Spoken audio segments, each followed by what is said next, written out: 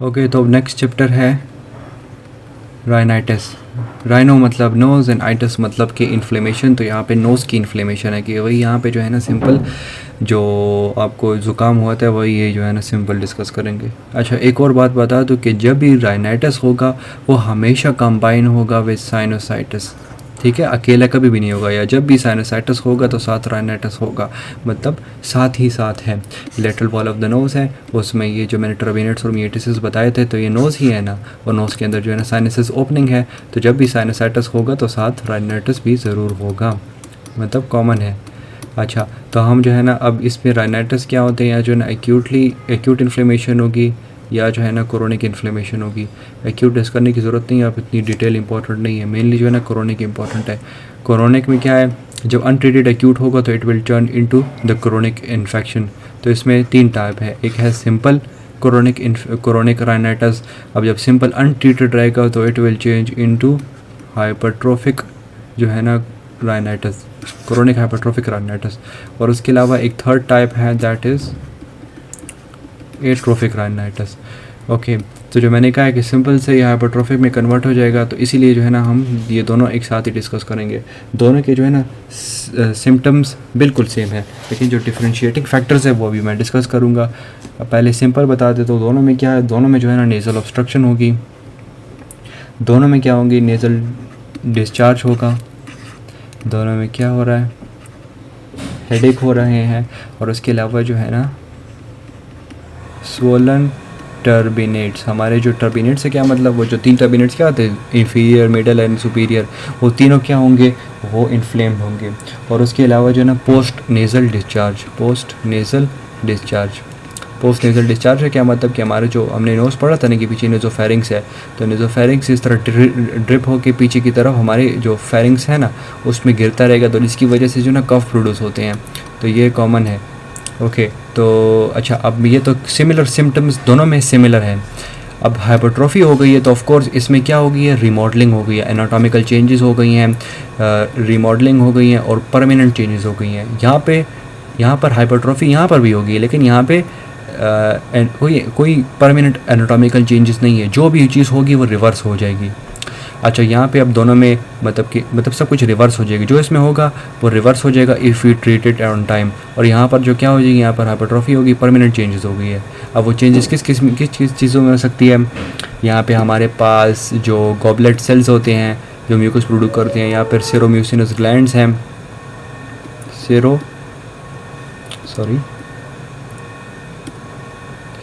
सेरोम्यूसिनस glands हैं, वो हो गए। हमारे जो टर्मिनेट्स हो गए हैं वो स्वोलन हो गए हैं। और उसके अलावा जो है ना एडीमा हो जाएगा और हाइपरीमिया क्या मतलब, हाइपर मतलब ज़्यादा, ईमिया मतलब ब्लड, तो हमारा ब्लड सप्लाई यहाँ पे ज़्यादा हो जाएगा, क्योंकि इन्फ्लेमेशन में हाइपरीमिया भी होता है और एडीमा भी होता है। एडीमा क्या मतलब कि जो ये ब्लड वेसल्स हैं यहाँ से जो है ना सब कुछ जो है ना जो स्पेसेस होती हैं around the blood vessels, interstitial spaces, yes, उसमें जो है ना ये फ्लूइड कलेक्ट हो जाएगा, तो एडीमा। तो सिंपल में ये सब चेंजेस होगी, लेकिन they can be reverse back into the normal conditions, लेकिन हाइपरट्रॉफी में ये परमानेंट चेंजेस आ जाएंगी। एक और इसमें डिफरेंशिएटिंग फैक्टर क्या है, ये स्वोलन जो टर्बिनेट्स क्या है यहाँ पर ही है। यहाँ पर जब सिंपल राइनाइटिस में जब हम वेजोकंस्ट्रिक्टर इंट्रोड्यूस करेंगे, वेजोकंस्ट्रिक्टर क्या करेगा, उसकी वजह से हाइपरीमिया हुआ था ना, तो उसकी वजह से टर्बिनेट स्वोलन होंगे। तो हाइपरीमिया जो है ना वो वेजोकंस्ट्रिक्टर की वजह से ये डिक्रीज डाउन हो जाएगा, टर्बिनेट्स क्या हो जाएंगे, वापस अपने नॉर्मल शेप में आ जाएंगे। लेकिन ऐसा इसमें हाइपरट्रॉफी में ऐसा बिल्कुल नहीं होगा, या जो है ना वो थोड़े से स्वोलन डाउन हो जाएंगे या बिल्कुल हिलेंगे ही नहीं।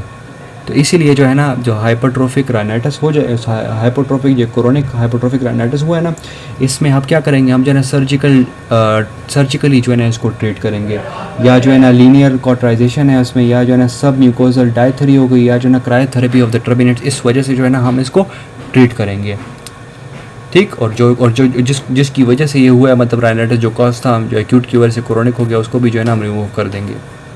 तो अब है एट्रोफिक राइनाइटिस। एट्रोफिक राइनाइटिस इन दोनों से सब बिल्कुल डिफरेंट है। रब कर लेता हूँ तो ताकि मैं ज़्यादा एक्सप्लेन कर सकूँ। अच्छा, बेसिकली एट्रोफिक क्या मतलब, एट्रोफी मतलब कि डिस्ट्रॉय हो रहा है। तो यहाँ पे हमारे जो नोज़ है ना उसमें सब कुछ डिस्ट्रॉय हो जाएगा हमारे। अब देखें नोज़ में क्या क्या है, ग्लैंड्स है सीरोम्यूसिनस, हमारे पास कार्टिलेज है, हमारे पास बोन है जो टर्बिनेट्स आ गई हैं, बोन्स में आ गई हैं, और उसके अलावा जो नर्व्स हैं हमारे पास, मतलब कि ऑल्फैक्टरी ट्रैक जो है ना मतलब कि वहाँ से ओरिजिनेट होता है ना अपॉन द क्रिब्रिफॉर्म प्लेट, तो वो भी जो है ना डिस्ट्रॉय हो सकता है। तो सब कुछ डिस्ट्रॉय हो रहा है इनसाइड द नोज़। तो इसमें सिनेरियो आप जब भी देखें के पेपर में तो उसमें लिखा होगा रूमी नोज़। क्यों रूमी नोज़? क्योंकि सब कुछ जो है ना डिस्ट्रॉय हो गए। टर्बिनेट्स जो है ना इतने डिस्ट्रॉय हो जाते हैं कि वो स्मॉल रिजेस की तरह अपीयर हो रहे होते हैं। हाइपरट्रोफी में तो बड़े बड़े हो गए थे, लेकिन यहाँ पे स्मॉल रिजेस की तरह अपीयर करेंगे। अच्छा, अब रूमी नोज़ है तो ये एट्रोफिक राइनाइटिस की मेन कॉम्प्लिकेशन क्या होगी कि यहाँ पे क्या है, नेज़ल ऑब्स्ट्रक्शन है। तो आप खुद सोचें यार, इतनी खुला हुआ नोज़ है लेकिन फिर भी नेज़ल ऑब्स्ट्रक्शन क्यों हो रही है? ये सब कुछ मैंने नेज़ल सेप्टम में बताया था कि अगर खुली जगह भी है लेकिन वहाँ पे एयर सप्लाई बहुत ज़्यादा हो रही है, तो एक हद तक जो है ना हमारी नोज़ की म्यूकोज़ा एक हद तक जो है ना वो सब कुछ एयर को ह्यूमिडिफाई कर सकती है। तो जब ये ड्राई हो जाएंगे तो उसकी वजह से यहाँ पे क्रस्टिंग फॉर्म हो जाएगी। तो उस क्रस्ट की वजह से इट विल अपीयर रूमी, लेकिन फिजियोलॉजिकली इट्स नॉट। ठीक, तो नेज़ल ऑब्स्ट्रक्शन जो है ना मेन सिम्टम इसका है। और उसके अलावा क्या है, ऑफ कोर्स एट्रोफी हो रही है, तो एट्रोफी की वजह से जो है ना जैसे नेक्रोसिस की स्मेल आ रही होगी इससे, और ठीक है, नेक्रोसिस की स्मेल से नोस्ट्रल से जो है ना नेक्रोसिस की स्मेल आ रही होगी। लेकिन मैंने क्या कहा, नर्व डैमेज हो जाएगी ऑल्फैक्टरी ट्रैक वाली, तो इस बंदे को खुद जो है ना वो स्मेल नहीं आएगी। तो इसको कहते हैं मर्सीफुल एनोस्मिया मतलब कि इनएबिलिटी टू, मतलब कि loss of the sense of smell या inability to the feel the sensation of smell. ठीक, अच्छा, तो ये सब कुछ हो गया। अब इसकी जो है ना मतलब कॉज क्या हो सकता है? कॉज मतलब इसका जो है ना इतना अननोन कॉज है, लेकिन एक बुक में दिया हुआ है हर्निया सिर्फ इज़ निमोनिक है। इसका मतलब हेरिटरी, एंडोक्राइन, द रेसेस की वजह से, nutritional, inflammatory and auto immune, ये सब जो है ना डिफरेंट कॉजेज़ है। इसमें खैर एक्सप्लेनेशन में जाने की ज़रूरत नहीं क्योंकि ये सारी क्या थ्योरीज़ है। अच्छा, इसके अलावा जो है ना सेकेंडरी कॉजेज़ भी हो सकते हैं। ये जो है ना ये प्राइमरी कॉजेज़ हैं। सेकेंडरी कॉजेज़ में क्या हो सकते हैं? सिफिलिस, लेप्रेसी, लूपस, या फिर जो है ना राइनोस्क्लेरोमा। इनकी वजह से भी जो है ना एट्रोफिक राइनाइटिस हो सकता है। मतलब कि इन डिजीज़ की जो मतलब कि प्रेजेंटेशन है ना उसमें हमारे पास एट्रोफिक राइनाइटिस की तरह ही जो है ना एट्रोफी हमारे नोज़ में हो रही होगी। इधर ये राइनोस्क्लेरोमा भी जो है ना मैं साथ डिस्कस कर दूंगा। ये तो खैर डिस्कस करने की ज़रूरत नहीं है, तो बस पैथोलॉजी में आ जाती है, मतलब कि सिमिलर एट्रोफी ही है इन सब में, लेकिन ये डिस्कस करने की ज़रूरत नहीं, इंपॉर्टेंट नहीं है। राइनोस्क्लेरोमा इंपॉर्टेंट है इसलिए मैं बता देता हूँ। सब कुछ एट्रोफी सेम है, लेकिन चलो बस इधर ही जल्दी बता देता हूँ। इसमें डिफरेंस क्या है? डिफरेंस मतलब ये है कि इसका अपना बैक्टीरिया सेपरेट है। यहाँ पर तो अननोन कॉज है ना, कुछ भी हो सकता है। यहाँ पे जो है ना क्लब्सिएला अपना है, ठीक है, तो वो जो है ना थ्रू नोज इंटर होता है, वहाँ पे जो है ना एट्रोफी कराता है। सबसे पहले एट्रोफिक फेज़ होता है उसका, फिर जो है ना ग्रैनुलोमेटस फेज़ होता है, और फिर सिकट्रिशियल फेज़ होता है। सिकट्रिशियल मतलब कि सब कुछ एक साथ हो जाता है, कलेक्ट हो जाता है या कंप्रेस हो जाता है। तो उसकी वजह से इधर जो है ना इधर ही एट्रोफी हो गई है, इधर ग्रैनुलोमा बन गया। ग्रैनुलोमा देखिए कब बनता है? ये तब बनता है कि जब हमारी बॉडी की अपनी इम्यूनिटी है ना, ये इसके अगेंस्ट फाइट नहीं कर सकती, तो इसके ख़िलाफ़ क्या कर देगी? एक बैरियर बना देगी। हमारे जो फाइटर्स हैं ना हमारे ब्लड में, वो इसके ख़िलाफ़ बैरियर्स बना देंगे। तो बस एक आइसोलेटेड एक चीज़ बन गई है। तो ये नोज़ में पड़ा हुआ है, तो अब ये पड़ा हुआ है और ये ट्रीट नहीं हो रहा है, तो फिर ये क्या हो जाएगा? Increase in size. तो ये सिकट्रिशियल सेज में जो है ना इंक्रीज़ इन साइज़ होता है, इसकी वजह से हमारे जो अपर लिप है वो भी जो है ना डैमेज होगा, और बस फिर ऑफ कोर्स इसको जो है ना रिमूव करेंगे और साथ जो है एंटीबायोटिक ट्रीटमेंट देंगे। तो ये तो चले हो गया। इसमें चले इतना इधर ही डिटेल बता दें तो कि सेपरेट चैप्टर डिस्कस करने की ज़रूरत नहीं ना पड़े। अच्छा, तो ये मैंने सब कॉजेज़ बता दिए हैं। अब जो है ना डिस्कस करते हैं इसकी ट्रीटमेंट कैसे करेंगे। ट्रीटमेंट भी ज़रा ये जगह खाली कर लेता हूँ क्योंकि ट्रीटमेंट इसकी ज़रा इम्पोर्टेंट भी है पेपर के लिहाज से और थोड़ी ज़रा ज़्यादा भी है। अच्छा तो इधर क्या था, रूमी नोज़ था लेकिन नेज़ल ऑब्स्ट्रक्शन थी, नेज़ल ऑब्स्ट्रक्शन। तो सबसे पहले जो है ना इसको करेक्ट करेंगे कैसे, हम जो है ना वो क्रस्ट, मैंने कहा था क्रस्ट बनेंगे तो क्रस्ट रिमूव करेंगे। क्रस्ट हम अगर डायरेक्ट रिमूव करेंगे तो इट विल ब्लीड क्योंकि वो स्किन के साथ अटैच्ड होते हैं। जिधर भी क्रस्ट्स बनेंगे हमारी नोज़ वाले एरिया में, तो जिधर भी हम उसको रिमूव करेंगे तो ये बस हर एक सिनेरियो में जिधर भी क्रस्टिंग बनेगी वो इस तरह क्रस्टिंग होती है कि उसकी वजह से ब्लीड ज़रूर होता है। तो यहाँ पे भी ऑफ कोर्स ब्लीड होगी, तो उसको करने के लिए हम क्या करेंगे, अल्कलाइन डोशेस करेंगे या फिर जो है ना इरिगेशन। नाम डिफरेंट है लेकिन मैकेनिज़्म सेम ही है कि सैलाइन वाटर हम जो है ना इंट्रोड्यूस करते हैं जिसकी वजह से वो क्या हो जाते हैं, सॉफ्ट हो जाते हैं, तो it won't bleed when removed. तो ये हो गया। अब उसके अलावा अब इसको ट्रीट करना है कॉज मतलब ये तो हमने अल्कलाइन की वजह से क्रस्ट रिमूव कर देंगे ताकि वो जो रूमी नोज़ है तो ऑब्स्ट्रक्शन का सिम्टम्स जो है ना वो रिमूव हो जाए। अब ट्रीट ऑफ कोर्स करना है तो हम क्या करेंगे, 25% ग्लूकोज इन ग्लिसरीन, ये जो है ना इसका मिक्सचर बना के हमारी जो नोज़ है उसमें जो है ना पेंट कर देंगे। इसकी वजह से क्या है, जो भी प्रोटियोलिटिक बैक्टीरियाज क्या है जिसकी वजह से ये नेक्रोसिस हो रही है, तो वो जो है ना मतलब कि जो सेकेंडरी आके जो है ना डैमेजेस कर रहे थे तो वो जो है ना वो नहीं कर पाएंगे क्योंकि ऑफ कोर्स देखें एक जब भी एक चीज़ वनरेबल हो गई है तो उसके पास हर एक चीज़ अब आके अटैक कर सकती है क्योंकि हमारा इम्यून सिस्टम डाउन हो गया है। अच्छा, तो अब इसके अलावा और क्या चीज़ है, एस्ट्राडायोल की स्प्रे है, ये जो है ना एस्ट्रोजन है, एस्ट्रोजन का स्प्रे कर देंगे जिसकी वजह से जो है ना मतलब एस्ट्रोजन का हमारे जो फीमेल रिप्रोडक्टिव सिस्टम है वहाँ पे एस्ट्रोजन का क्या काम होता है, वो जो है ना वहाँ पे लेयर ज़्यादा करता है। क्यों, by increasing the blood supply. तो ऑफ कोर्स एक सिमिलर मैकेनिज़्म की वजह से हम दे रहे हैं। यहाँ पर जो है ना प्लेसेंटा एक्सट्रैक्ट दे देंगे, वो भी जो है ना यही सिमिलर मैकेनिज़्म हो गया क्योंकि हर मंथ जो है ना प्लेसेंटा की जो इंडोमेट्रियम है वो ग्रोथ करती है, तो इसलिए जो है ना इसी ही कॉन्सेप्ट की वजह से हम जो है ना प्लेसेंटल एक्सट्रैक्ट दे रहे हैं।